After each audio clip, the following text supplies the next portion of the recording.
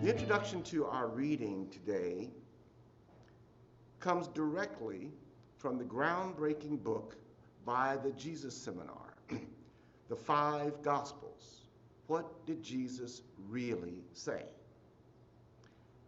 The admonition, love your enemies, is somewhere close to the heart of the teachings of Jesus, to the extent that we can recover them from the tradition.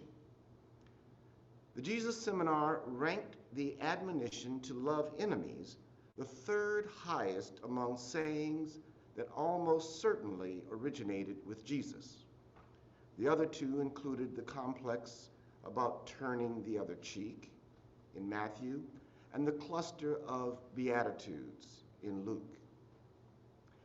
The injunction to love enemies is a memorable aphorism because it cuts against the social grain and constitutes a paradox. Those who love their enemies have no enemies. Hear the ancient voices in Luke chapter 6, verses 27 through 32. But I say to you that listen, love your enemies. Do good to those who hate you. Bless those who curse you. Pray for those who abuse you. If anyone strikes you on your cheek, offer the other also. And from anyone who takes away your coat, do not withhold even your shirt. Give to everyone who begs from you.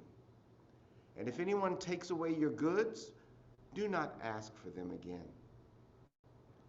Do to others as you would have them do to you. If you love those who love you, what credit is that to you? For even sinners love those who love them. Here ends the reading. I would like to focus the sermon this morning on verse 27. But I say to you that listen, love your enemies.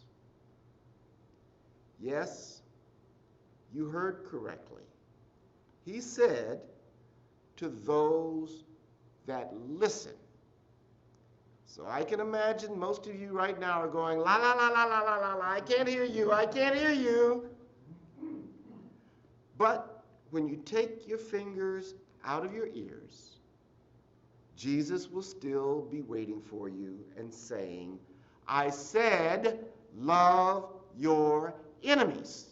I can do this all day. Love your enemies. This is the unavoidable core of Jesus' teaching. I know. There is so much else we would rather do. We would rather sell all that we have and give to the poor. We would gladly love God and gladly love our neighbor. I won't judge. I will deny myself and carry the cross. I will forgive. I will follow you, Jesus. I will even walk on water. But love my enemy? Anything but that. This is truly the hardest ask of all. And he doesn't let us off the hook with an emotional, sappy, sentimental love. He goes on to define a real, substantive, consequential, meaningful love. He says, do good, bless, and pray for your enemies. And to top it all off, if we still don't believe him, if we still don't think that Jesus is serious, he says, and if anyone strikes you on the cheek, offer the other one as well. Wow. Jesus, you can't be serious. Well, maybe he's not. And maybe he is. Or maybe he's not. Let's ask it a different way. What is his goal? What is he trying to accomplish by inculcating an ethic of non-retaliation among his followers? His goal was transformation of human beings and of humanity. All of human civilization was just a history of retribution, a vicious cycle of violence and war and hatred. But the empire of God was not like other empires. The empire of God did not depend on armies and cavalry and machines of war. It still wanted to conquer its enemies, but it conquered its enemies with love. We may feel that this philosophy of nonviolence leaves us defenseless against the evil wickedness of violent people. But in spite of the well-documented cruelty of the Roman Empire, crucifixions by the thousands, Christians sacrificed at the games in the Colosseum and the circus, thrown to the lions, burned at the stakes. In spite of the cruelty of the Roman Empire, it is gone, long gone. But the empire of God is still here. What Jesus bluntly stated, others have interpreted more understandably, more poetically, more politically correctly. The scholars of the Jesus Seminar have noted that this saying of Jesus creates a paradox, because those who love their enemies have no enemies. Martin Luther King said, "Love is the only force capable of transforming an enemy into a friend." In India, Mohandas Gandhi lived and led by the principle that an eye for an eye would leave the whole world blind. So each of us must find a way to reconcile our lives, our practice, our politics to this fundamental tenet of our faith. Our goal is not retribution, but justice. Our goal is not reversal, but revolution. Our quest is for a beloved community that embraces all and transforms all and believes all can and desire to live in harmony. Now, Gandhi lived and led by this principle and turned the British Empire out of India. And the British Empire, while not crucifying people, was cruel in its own very many ways.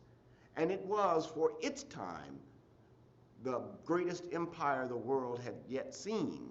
The sun never set on the British Empire. And yet this unarmed, poor man from India turned out the British Empire with nonviolence. Martin Luther King lived and led by this principle of love and brought to an end segregation and Jim Crow and restored the right to vote to black people across the South. So the question to us is, can our moment, our political moment, our historical moment really be worse than colonial India or 1950s America? What Gandhi brought to India and what King brought to the United States was a moral power they called soul force, which employed nonviolence and non-cooperation. They marched and we march. They protested and we protest. They sat in and we sat in. They stood up and we stand up. But we still seem to lose ground. The tragedy is that we are losing some of the very same ground that King conquered with the civil rights movement in the 1960s. We are losing the very right to vote that King worked so hard to achieve. I know, you say, I vote, I can vote, but your vote doesn't count equally to the voter in the red states and red districts. In fact, while the 2020 US Census revealed that people of color are a growing part of America's population, we are becoming more diverse. A recent report from the Washington Post shows that Black, indigenous, and people of color groups are not seeing an increase in their voting power. In fact, after this recent census, more white districts were created while fewer districts representing people of color were created. So we are losing the power of our vote. It's being eroded by a variety of schemes and tricky laws and devious boards of elections. So we have to keep up the fight.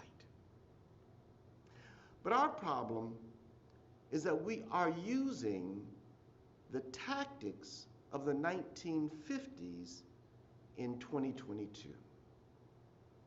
Well, some of the tactics. We march and protest, but I don't feel the love. No, I mean me. I don't feel the love. I don't feel the love that Jesus is asking of me. It is the hardest ask of all. We must find new tactics of love, not new tactics of hate. We must find ways to love that transform those who abuse, oppress, cheat, lie, steal, and harm the children that we love and that God loves, that harms and injures the poor and the helpless and harmless people who only want to live and take care of their family. But Jesus said, do good, bless, and pray for the people that are doing these things that we detest. Ironically, the greatest example, in my opinion, of nonviolent resistance in recent history was exhibited by the Capitol Police on January 6th of 2021. There was one death, but there could have been dozens of deaths, scores of deaths, legal, justified deaths, justified by the threat the mob posed to the police, to the Congress, and to American democracy.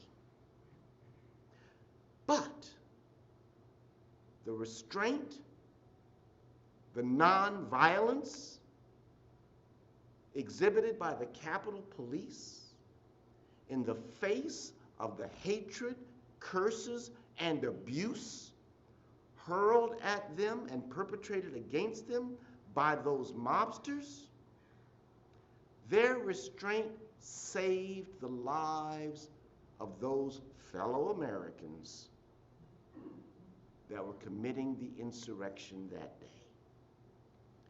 Their restraint, their nonviolent resistance, in effect, saved lives and saved the democracy of the United States. Think about it. If they had slaughtered the rioters, the former president would have had the pretext that he sought to impose a state of emergency over the Capitol and martial law in America, and the inauguration of the duly elected President Joseph Biden and Vice President Kamala Harris would not have taken place on January 21st. In fact, that might have been his plan all along, to provoke the Capitol Police and to sacrifice the lives of his own supporters to maintain his personal and political power. The Capitol Police had the right to use deadly force, but I believe soul force kept them from using the violence that they possessed in their hands. We must find a way to use our soul force, our moral power, to transform the humanity of those who are hurting us. Remembering the admonition that hurt people hurt people. If we can see their hurt, the hurt they feel, not just the hurt they cause, maybe we can begin to find a place to employ our love. I know, the hurt they feel is a fallacy. They blame immigrants and gay folk and black folk for the problems of their lives. But the deaths of despair that are wiping out Middle America, the deaths of despair that have caused, for the first time in recent decades, a decline in life expectancy among white males, those deaths are caused more by the Sackler family that owned the pharmaceutical company that manufactured and marketed OxyContin and other prescription drugs. They have been tried and found responsible in court, but they have not been held responsible in the court of public and political opinion. The fallacy of immigrants and gay folk and minorities ruining this country marches right on, even in the face of the evidence that has been presented, that the real culprit here is up there in Massachusetts. It is the demand for these drugs that is the real problem causing the deaths of despair, and that demand grows out of their lives, which are unfulfilling, meaningless, and unloving. But it is easier to demonize the border and those on the other side of it than to face the true responsible parties that look too much like them. But we cannot control the demand for these drugs and will never stop the pandemic of prescription pills because we don't treat the hurt. We know that they have been duped and are being manipulated. But as Mark Twain said, it is easier to fool people than to convince them that they have been fooled. So we remember this.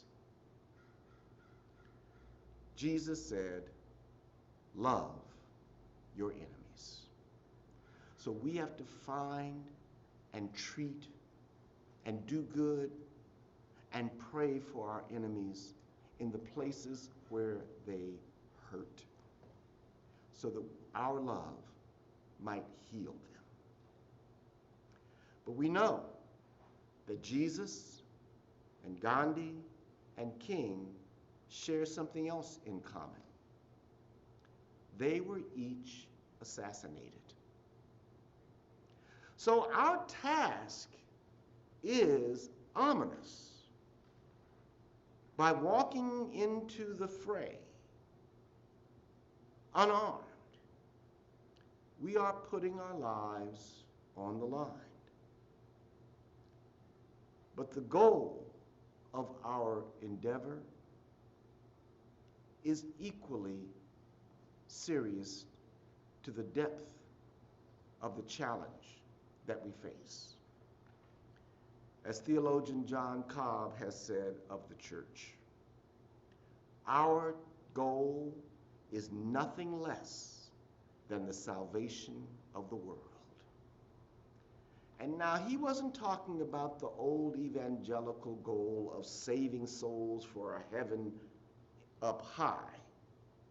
No, he is talking about saving our world from the destruction of war and the changes in climate that will make our home, our planet, uninhabitable for all of humanity. So let us keep our eye on the prize and learn and struggle to follow Jesus and seek to answer yes to the hardest ask of all, and love our enemies. Let the people of God say,